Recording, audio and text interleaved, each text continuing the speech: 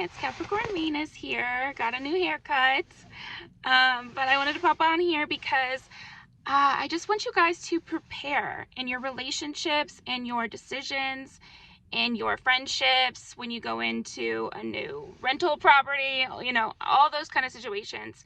We can think about what have other people experienced in these situations and kind of prepare accordingly. And it's not being negative or pessimistic when you pack your car with a ice scraper, and when you keep a gas can back there or a spare tire. Is a spare tire pessimism?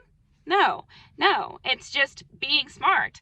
It's just understanding how the world works and learning from each other, And the same thing is just like, think about the details. Ask for clarifiers. If you wonder how somebody is going to act once you start working there, or once you guys move in together, or, whatever next step you're wanting to take with somebody, ask them. Ask them directly. It's okay to ask them directly. And they should think about it and try to answer you honestly. And if they're not going to, I don't know. I'll ask nicely, sure. But these are situations where we already know this sort of thing happens. People back out of deals. Okay, so what happens if you back out of a deal? Are you sure you're going to do this? What would it look like if you decided to, that you didn't want to do this anymore?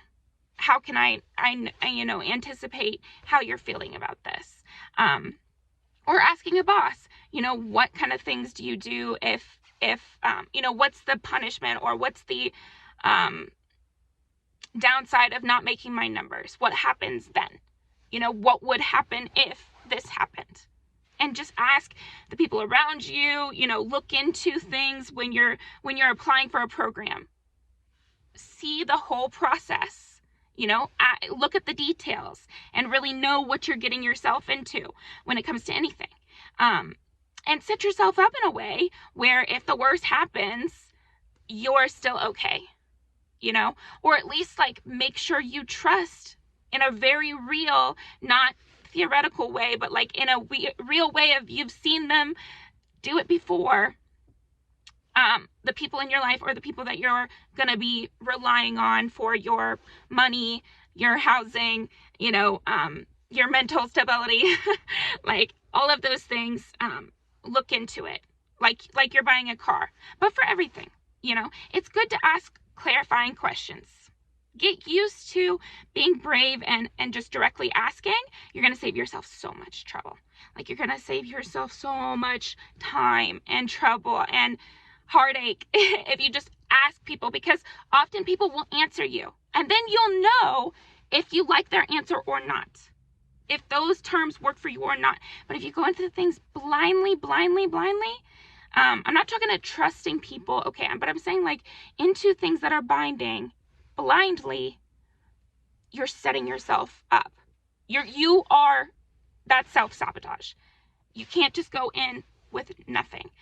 You should look into it. Don't overthink. There's a middle ground. But it's good to know the details. It's good to know, again, what have people experienced before? This is a team sport living. Thank God there's other people we can ask. Thank God there's the internet, for example, where we can type in our problem and, 30 people who have dealt with the same thing, have some answers on how to handle it, what to look out for. What are the red flags? What are the green flags? What means it's a good deal? What means it's a bad deal?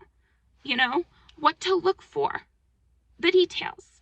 And this is the same thing of those of you who pray. This is a great thing. Ask clarifiers.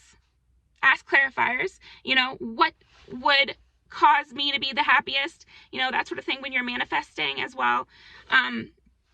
Be very, very, very specific and try to ask clarifiers and get to know yourself that way. And then also for you artists out there, these are great paths to send yourself down. Asking the details, clarifying a situation. Okay, well, I have a memory that I want to make a painting of, and it's of me making bread when I was young. Okay, what type of bread? What did the room look like? What did it smell like in there? Who was there?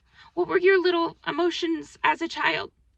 Asking those clarifying questions. It'll help you in art. It'll help you in real life. It'll help avoid a lot of trouble. You know, there's so much to be found and enjoyed and loved in the details. Oh my gosh, this is so funny, like saying it out loud, because I had that part I was ruminating on, but now saying it out loud, this is also how you can kind of enjoy nature and slow down your life and really have a life that's fun and feels good, is to focus on the details of a happy moment. You're sitting by the pond, start to draw yourself a little picture. My grandma called it the artist eye of, you know, you're picking out specific colors. You know how like skin has like a blue tint, you know, that would be the artist eye, because you're looking a little bit deeper and you're noticing the very slight details of things. And that's how to be a better artist, is to try to describe things in your mind. A writer, looking for the details of your characters, and that starts with observation of the real people in your life. And yeah, just noticing details, picking them out. I think it's a great lesson, something that I think we all need to focus on right now, because if we go too big picture, it gets a little scary here. So let's focus on the details. That'll help us, that'll develop us, that'll keep us safe, and, you know, just make sure everything's, you know, checked off. It's better to have your head in the game, and know what's going on. I know it can be scary, but change is inevitable. Things come up, even negative situations, so it's best to just be aware, have your little escape plan, or whatever you need. So yeah, thank you very much. Have a nice day.